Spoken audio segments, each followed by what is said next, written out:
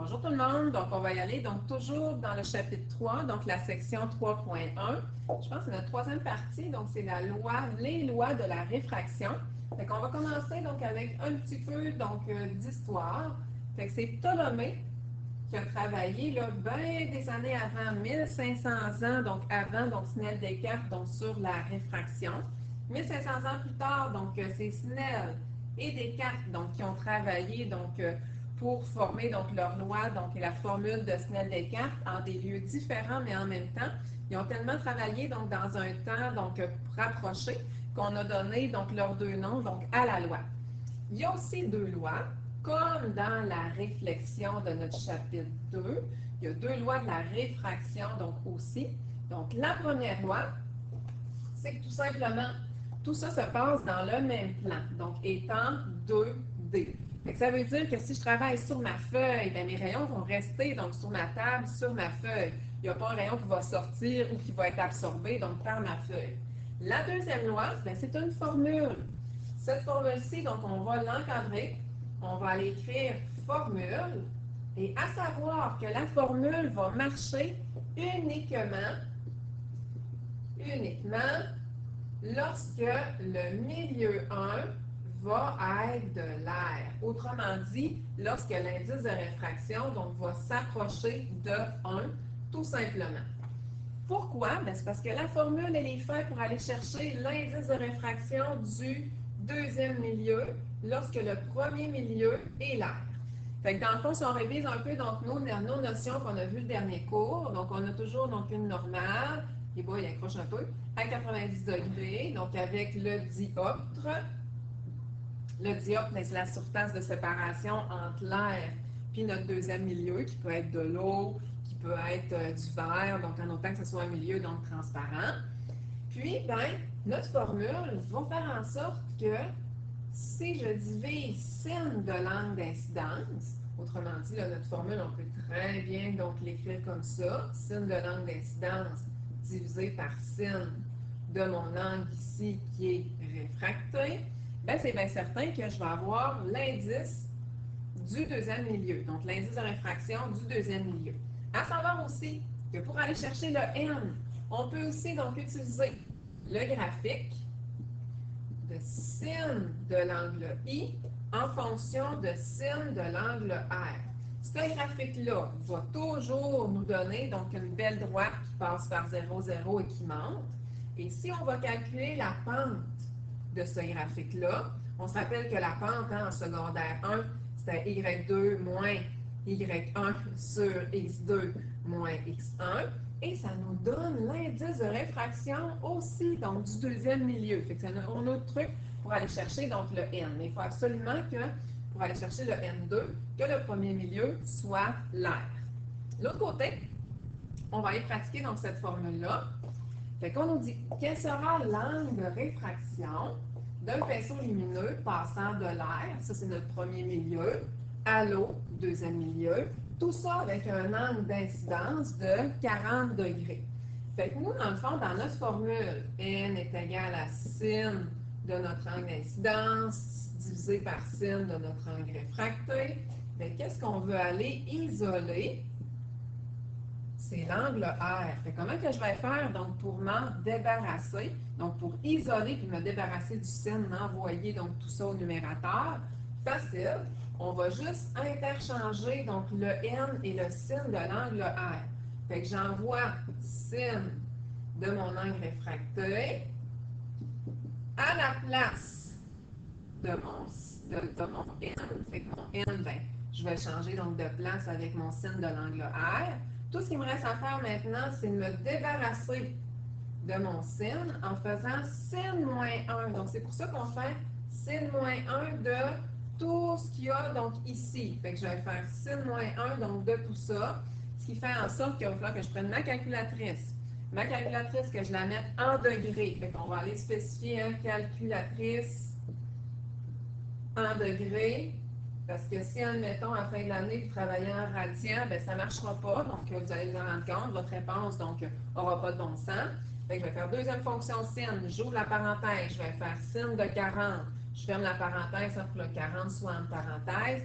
je divise par 1,33, je referme la parenthèse, et ça va me donner 28,9. Je ne sais pas si vous avez vu, mon angle d'incidence est plus grand que mon angle réfracté. C'est normal parce que je passe d'un milieu moins réfringant, avec un indice de réfraction de 1. 1 est plus petit que 1,33, donc A plus réfringant.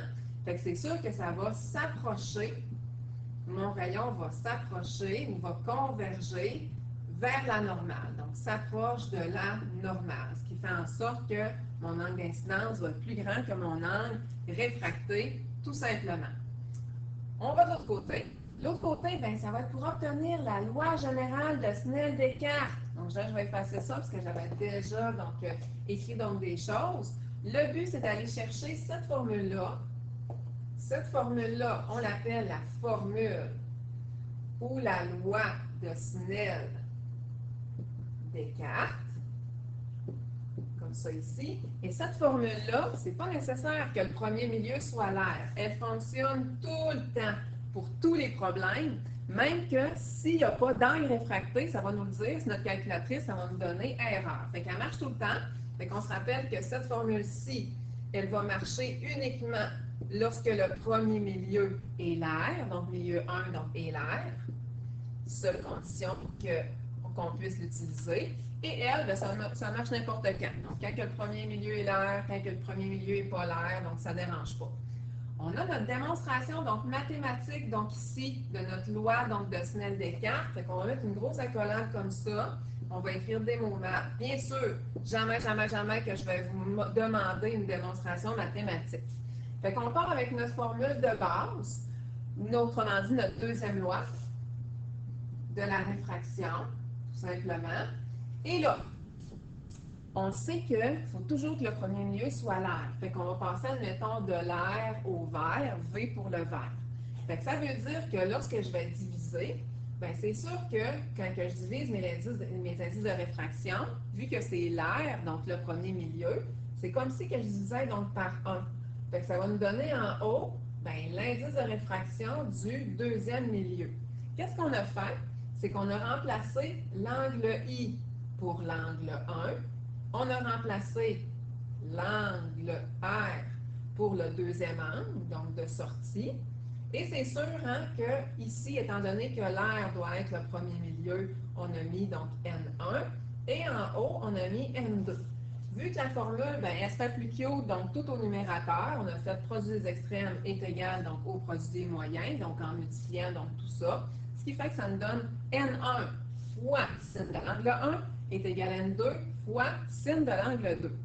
Fait que c'est bien certain que si vous voulez mettre autre chose que des 1 et des 2, on peut mettre des 2 et des 3. Donc, en autant que vous comprenez que le 1, c'est le premier milieu, que 2, c'est le deuxième, donc milieu par convention. Pour aller pratiquer cette formule-là, parce que cette formule-là est super importante, on va y aller avec des cas. Cas numéro 1, les cas ne sont pas à apprendre. Okay? C'est juste pour pratiquer la formule. Fait qu'on a un petit exemple. Donc ici, le premier cas, c'est le prisme semi-circulaire, comme lorsqu'on avait travaillé là, avec une demi-lune, donc en laboratoire avec de la fluorescence. Bien sûr, nous, on va travailler avec notre exemple, et dans notre exemple, on nous dit qu'il y a un rayon lumineux qui va vraiment aller frapper le milieu ici, donc de la demi-lune. Le premier milieu, c'est l'air, avec un indice de réfraction de 1. Le deuxième milieu, c'est de l'acrylique, avec un indice de réfraction de acrylique, comme ça, un indice de réfraction de 1,49. Ça veut dire qu'ici, mon indice de réfraction est de 1, mon indice de réfraction 1,49. Puis, mon angle d'entrée, angle d'incidence, est de 20 degrés comme angle d'incidence. Fait que j'y vais. Je vais utiliser ma formule de Snell-Descartes qu'il y a là. Je peux bien l'encadrer. Je sais qu'il y a des petits fois entre le N1 puis le N2 puis les sines. Ça, je le sais. Puis moi, qu'est-ce que je veux aller chercher? C'est mon angle de sortie. C'est mon angle réfracté qu'il va falloir que j'isole. Fait qu'isoler l'angle 2. Pour isoler l'angle 2, c'est sûr qu'il va falloir que je me débarrasse de mon N2, que je l'envoie en dessous. Donc, le contraire de fois N2, c'est divisé par N2. Puis, le contraire de sin, ça va être sin moins 1. Donc, dans le fond, pour aller chercher mon angle réfracté, je vais faire sin moins 1 de tout ça. N1 sin de l'angle 1 divisé par N2. Donc, mes parenthèses vont s'ouvrir. Donc, je mets mes parenthèses quand il y en a. Je les referme donc à la fin, donc aussi. Fait que je vais tout simplement aller pitonner. Mon premier indice donc de réfraction qui est l'air, fois sin de mon angle, donc incident. Je divise par l'indice de réfraction du deuxième milieu. Je fais sin moins 1 de tout ça. Et ça me donne comme réponse 13,27. On va aller voir si ça a du bon sens. 13,27 comme angle réfracté. Ça a vraiment du bon sens. Parce que moi, je passe d'un milieu moins réfringant à plus réfringant. Qu'est-ce qui me dit ça? Ben, c'est parce que l'air, c'est un indice de réfraction de 1. Puis l'acrylique, ben, c'est plus élevé comme indice donc de réfraction. Fait que ça veut dire que de moins à plus réfringant, ça va s'approcher, mon rayon s'approcher de la normale. Autrement dit, mon angle d'incidence va être plus grand que mon angle réfracté. Fait que c'est normal que ça soit plus petit, donc mon angle donc, en degrés. Fait que c'est logique. Et là, il y en a personne qui m'ont dit, pendant l'expérimentation, ouais, mais madame, mon rayon, là, il frappe un dioptre, là, c'est correct, là, il se fait réfracter, mais quand il va repasser de l'acrylique à un troisième milieu qui est l'air, comment ça se fait qu'il n'y a pas une deuxième, donc réfraction qui va se faire? Bien, c'est tout simplement parce que sur le côté qui est courbé, bien, tous les rayons vont sortir sur la normale. Fait qu'ils vont sortir à 0 degré. Fait que ça, c'est mon cas particulier de ma demi-lune. Si j'envoie un rayon sur le côté plat de ma demi-lune, quand il va ressortir sur le côté courbé, si mon rayon arrive vraiment dans le milieu, bien, il va ressortir sans avoir une deuxième réfraction. On se pratique en masse, donc avec notre formule, avec un cas, un exemple numéro 2. Fait que cas numéro 2, le cas, on s'en fout, c'est le prisme, donc rectangulaire. Là, on va un petit peu plus vite parce que ça va devenir redondant, ça va être toujours donc la même chose. Fait que quel sera l'angle de sortie? Donc, nous, là, c'est ça qu'on va aller chercher. Donc, l'angle réfracté d'un pinceau de lumière qui traverse un prisme rectangulaire de chlorure de sodium. Fait que ça veut dire que l'indice de réfraction du deuxième, c'est une solution de chlorure de sodium avec un indice de réfraction de 1,79. Mon premier milieu, c'est sûr que c'est l'air, donc 1,003 ou 1. Puis je vais ressortir dans un troisième milieu aussi qui va être l'air, donc environ un indice de réfraction donc de 1. Fait que je vais faire ma première réfraction et on me dit en passant, ça serait le point que je connaisse donc l'angle d'incidence du départ, c'est de 35 degrés. Fait que mon angle d'incidence donc est de 35 degrés. J'y vais avec ça. Mon premier milieu, je passe de l'air au NaCl, chlorure donc de sodium. L'air, chlorure de sodium, avec un angle d'incidence de 35 degrés. Et là, vous allez voir, c'est toujours pareil. Je prends ma formule. Je sais qu'il y a des petits foies ici entre les N2 et les SIN. Ça, je le sais, puis les N1 puis les SIN. Moi, je vais aller isoler ici l'angle 2. Fait que si j'isole l'angle 2, j'envoie le N2 en dessous. Puis pour me débarrasser de mon sin, je vais faire sin moins 1. Fait que sin moins 1 finalement, donc de tout ça. Fait que je fais le premier milieu fois sin de mon angle d'incidence. Je divise par l'indice de réfraction de mon deuxième milieu. Je pitonne tout ça. Je m'assure que ma calculatrice est en degrés. Puis ça va me donner 18,69. Regardez bien. 18,69, là, c'est mon angle réfracté, donc ici, 18,69. Je ne sais pas si vous voyez, ce rayon-là, je vais aller le dessiner, là, c'est comme deux parallèles avec une séquence. Fait que c'est comme des angles alternes internes. Fait que ça veut dire que cet angle-là ici, quand il va ressortir donc plus bas, mon rayon, bien, il va ressortir donc avec le même angle, un angle de 18,69. Fait que ça devient mon nouvel angle d'incidence. Je continue donc mon calcul. Donc ici, maintenant, je vais aller passer de mon NaCl, de mon prisme, puis je vais ressortir dans l'air pour ma deuxième donc réfraction. Puis mon nouvel angle d'incidence est de 18,69. Là, on a mis des petits 2 puis des petits 3. Là, on disait mais mieux des petits 1 puis des petits 2. Là, c'est bien correct donc aussi. Fait que je vais prendre la même formule isolée, je vais aller isoler donc mon angle 2, donc isoler donc mon angle 2, et là je pitonne. Je fais mon milieu, mon premier milieu qui en fin de compte est mon deuxième ici. Je fais fois sin de mon angle d'incidence, puis je divise par l'indice de réfraction de mon troisième milieu. Et je ressors avec un angle de 35. On va aller voir si ça a du bon sens. Je ressors ici avec un angle de 35. Le même angle que j'ai d'entrée. Ça veut dire que quand un rayon lumineux frappe le côté plat d'un prisme rectangulaire, il va ressortir avec le même angle de l'autre côté, mais un petit peu plus bas. Si on veut savoir combien plus bas donc il va ressortir, là, on peut aller faire donc de la trigonométrie. La trigonométrie. Donc, on peut faire tan moins 1 tout ça, mais ici, c'est sûr qu'on ne vous demandera pas ça donc, à l'examen. Le but, c'est d'aller pratiquer notre formule. Milieu multiple, c'est notre exemple numéro 3, donc notre cas particulier numéro 3, mais on s'en fout des cas particuliers, ils sont juste là pour pratiquer notre formule de Snell-Descartes. Ici, dans notre exemple, donc on nous dit qu'on entre avec un angle d'incidence de 40 degrés. On va traverser de l'air, qui est mon premier milieu, du polycarbonate, qui est mon deuxième milieu, ensuite du verre VK7, qui est un verre spécial avec l'indice de réfraction de 1,52, puis on va finir ici dans l'eau. Là, vous allez me dire, là, si ça traverse des prismes rectangulaires, c'est pas grave. Je vais avoir juste finalement, donc, à dire que ça ressort avec la même angle, mais non, on ne ressort pas dans l'air. Ça ne donnera pas donc la même chose. Je ne peux pas donc le comparer. Là, je vais aller faire une réfraction ici, une deuxième réfraction là, une troisième réfraction là, pour ressortir finalement donc dans l'eau, et on va le voir qu'est-ce que ça donne, les milieux multiples. J'y vais. Je passe de l'air au polycarbonate. Puis tout ça avec un angle d'entrée de 40 degrés. Je fais toujours la même chose, toujours ma formule. Je vais toujours donc prendre la formule de Snell-Descartes. Je vais toujours aller isoler l'angle 2. Donc, je l'isole de la même manière. Que je fais mon premier milieu.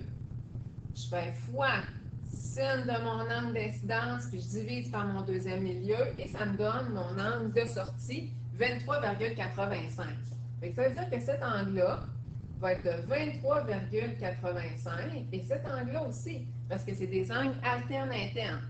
Mon 23,85 ici va redevenir mon nouvel angle d'incidence, comparativement à là, qui était mon angle réfracté. On passe du polycarbonate maintenant au verre. Donc, on y va donc avec ça. J'y vais. Polycarbonate, donc au verre. Je m'en vais donc ici. N2, c'est mon polycarbonate. Puis, je m'en vais dans le verre. J'ai utilisé des petits 2 et des petits 3, là, mais j'utilise qu'est-ce que je veux. Donc, je vais toujours aller isoler donc mon angle final, donc mon angle réfracté. J'y vais avec mon deuxième milieu, fois sin de mon angle d'incidence. Je divise par l'indice de réfraction de mon dernier milieu. Je fais sin moins 1, tout ça. Et ça va me donner mon angle qui est de 25,02. Ça veut dire qu'ici, mon angle réfracté est de 25,02. Étant donné que ça et ça sont égaux, c'est des angles alternes internes, mon angle d'incidence aussi, donc pour rentrer dans l'eau, va être de 25,02. On va aller faire notre calcul donc de l'autre côté. Je recommence donc avec du verre à l'eau. Je passe du verre à l'eau avec un angle d'incidence de 25,02 degrés.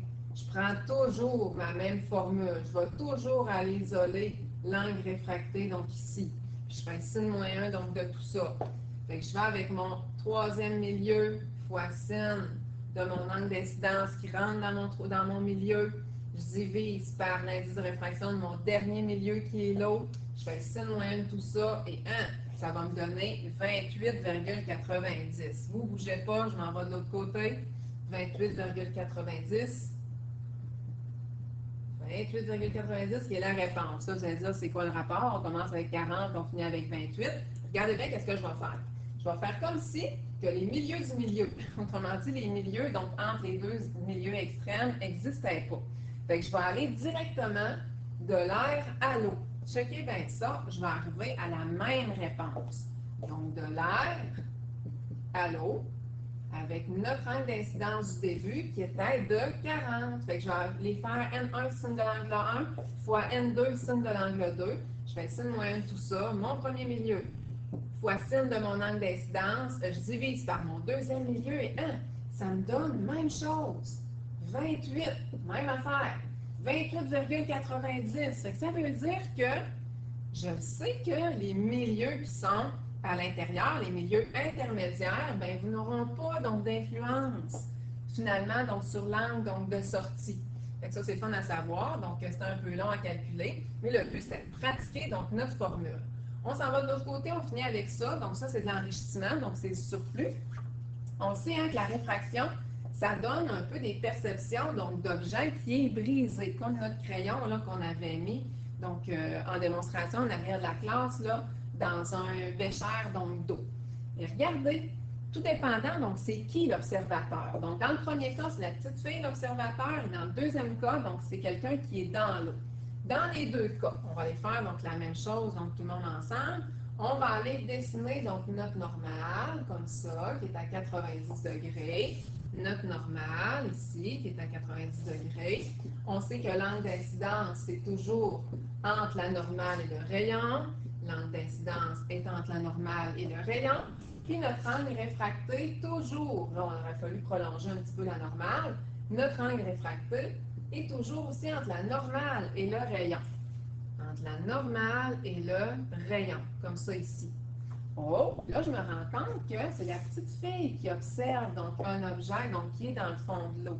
Fait que ça veut dire que c'est pas mon angle réfracté, donc ici, c'est mon angle d'incidence. Fait qu'on va aller changer pour mon angle d'incidence. Et là, c'est mon angle qui est réfracté. Fait que ça veut dire que je vais passer de l'eau, qui est mon premier milieu, avec un indice de 1,33. Mon rayon, pour que la petite fille voit l'objet qui est dans le fond, va s'en aller dans ses yeux, avec un indice de réfraction de 2, qui est environ de 1. Fait que je passe d'un milieu plus réfringant, 1,33, à un milieu moins réfringant, avec une plus petite indice de réfraction. Fait que ça veut dire que ça va s'éloigner, le rayon dont on parle, là, de la normale. Ça va diverger de la normale.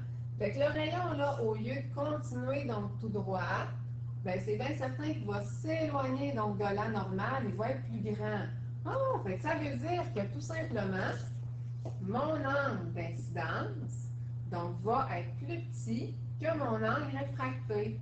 Fait que c'est pour ça que les yeux de la fille ne savent pas là, que ça a passé de l'eau à l'air. Fait que pour eux, ben, les yeux, c'est que mon rayon, il est censé voyager en belle ligne droite. Fait que l'objet, on le voit ici, comme par exemple le poisson lorsqu'on avait été à la pêche, au harpon. Un peu le même principe. Dans le cas contraire, quand c'est le plongeur qui observe, dans le fond, la fillette qui est sur le côté, sur un quai ou dans une embarcation, dans un bateau, ben là, les rayons partent de la fillette, puis arrivent dans les yeux de mon plongeur. Fait que là, je vais passer milieu 1 de l'air, avec un indice de réfraction d'environ 1, à mon deuxième milieu qui est l'eau, avec un indice de réfraction de 1,33. Fait que ça veut dire que je vais passer d'un milieu moins réfringant à plus réfringant. Donc là, ça va s'approcher de la normale. Fait que si ça s'approche de la normale, ben c'est sûr que si je compare mon angle d'incidence puis mon angle réfracté, je ne sais pas si vous avez vu, mon angle d'incidence puis mon angle réfracté, bien mon angle réfracté va être plus petit parce qu'il va s'approcher de la normale. Donc c'est pourquoi que le plongeur, lui, ses yeux, il ne sait pas là, que les rayons, ben, ils partent de l'air puis ils s'en vont dans l'eau. Fait que pour lui, ben, c'est bien évident que les rayons voyagent pour ses yeux, voyagent en ligne droite. Fait qu'il va percevoir la petite fille ici, un petit peu plus haut puis plus près qu'elle ne l'est en réalité, comme si elle était un peu penchée là, finalement, par en avant. Fait qu'ici, ça conclut notre section 3.1. Fait que vous allez pouvoir, là, dans le fond, finaliser votre section.